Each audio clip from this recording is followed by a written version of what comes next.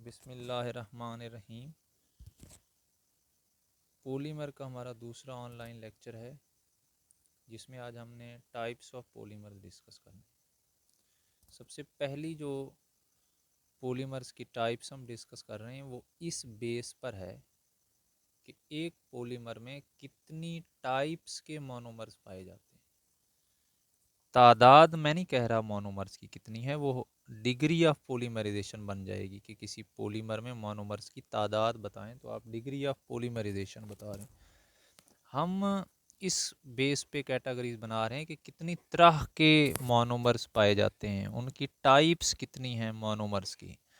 एक टाइप है, दो टाइप्स हैं, तीन टाइप्स हैं, कितनी तरह के मोनोमर्स हैं। जैसे अगर एक दीवार है वो ईंट से मिलकर बनी है तो दीवार जो है वो पॉलीमर है, ईंट उसके मोनोमर्स हैं। तो कितनी तरह की ईंटें लगी हुई हैं, सारी अगर एक तरह की ईंटें हैं तो वो जो पॉलीमर है वो एक कैटेगरी का होगा। अगर दो तरह की ईंटें होंगी तो वो दूसरी तरह का पॉलीमर होगा। अगर तीन तरह की ईंटों से एक दीवार बनी है तो वो तीसरी जो है वो पॉलीमर की टाइप होगी। तो इसी बेस पे कि मोनोमर्स की टाइप्स कितनी हैं, हमने तीन कैटेगरीज बनाई हुई हैं पॉलीमर्स की। होमोपॉलीमर और साथ में कोपॉलीमर और टरपॉलीमर। एक तरह का मोनोमर होगा तो होमोपॉलीमर, दो तरह के मोनोमर्स, दो तरह के कह रहा हूँ बेटे, दो टाइप्स के मोनोमर से अगर बना होगा तो कोपॉलीमर, तीन तरह के मोनोमर आपस में मिलेंगे तो टरपॉलीमर बनेगा।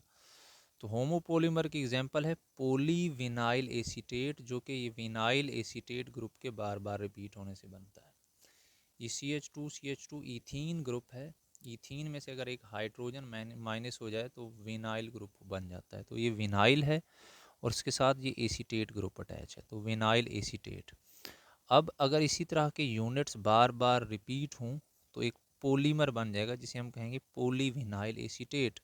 वो होमोपॉलीमर कहलाएगा उसमें, क्योंकि यही एक ग्रुप बार बार रिपीट हो रहा है। जैसे आप इधर देखें तो ये CH2 है, ये CH2, ये अब डबल बॉन्ड सिंगल बॉन्ड में कन्वर्ट हो गया। और जो CH है ये यहाँ पे CH है और इसके नीचे जो है वो एसीटेट ग्रुप अटैच है। तो यही ग्रुप अगर आप आगे देखें तो ये CH2CH जिसके साथ एसीटेट ग्रुप अटैच है, यही बार बार रिपीट हो रहा है, जिसे हम क्या कह रहे हैं, होमोपॉलीमर कह रहे हैं।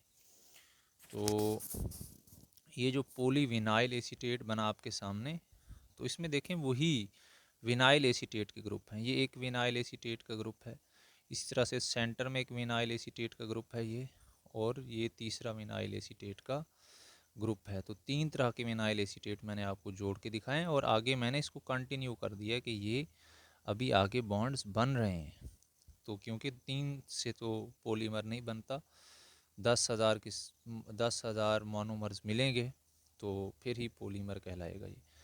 कोपॉलीमर जो है वो मैंने आपको बना के दिखाया है कि इगेन विनाइल एसीटेट है और ब्यूटाइल मैलिएट है। ये इगेन वही है, CH2CH विनाइल और ये एसीटेट है।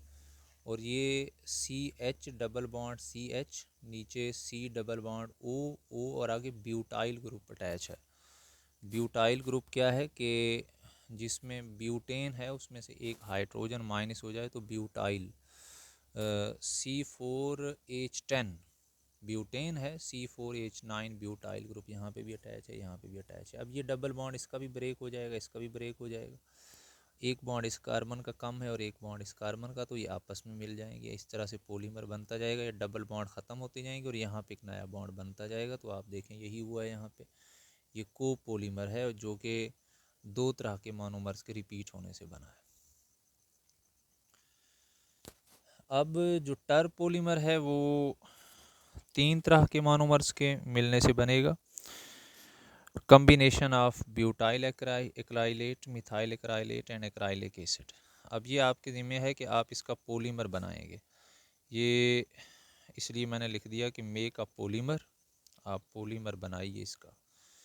यही तीन मोनोमर्स मिला के, ये आपका असाइनमेंट भी है, आपने इन तीन मोनोमर्स को मिला के पॉलीमर बनाना है। बनाने का मतलब ड्रा करना, ये नहीं करना कि मोनोमर्स का सामान लेने बाज़ार चले जाएं। ये आपने ड्रा करना है जस्ट। पॉलीमर जो इन 3 मोनोमर्स के मिलने से बन रहा हो। उसके अलावा जो दूसरी हम क्लासिफिकेशन करने लगे हैं पॉलीमर्स की, वो है थर्मल प्रॉपर्टीज़ की बेस पे। पहले जो क्लासिफिकेशन थी on the base of types of monomers, और ये है कि थर्मल प्रॉपर्टीज़ मतलब किसी पॉलीमर को हीट करने से उस पर क्या असर होगा। इस बेस पे अगर देखें तो 2 तरह के पॉलीमर्स एग्जिस्ट करते हैं, एक थर्मोप्लास्टिक और एक थर्मोसेटिंग। थर्मोप्लास्टिक पॉलीमर्स ऐसे हैं जिन्हें अगर आप हीट करेंगे तो वो सॉफ्ट हो जाएंगे, और जैसे ही आप दोबारा उनका टेम्परेचर कम करेंगे तो वो हार्ड हो जाएंगे।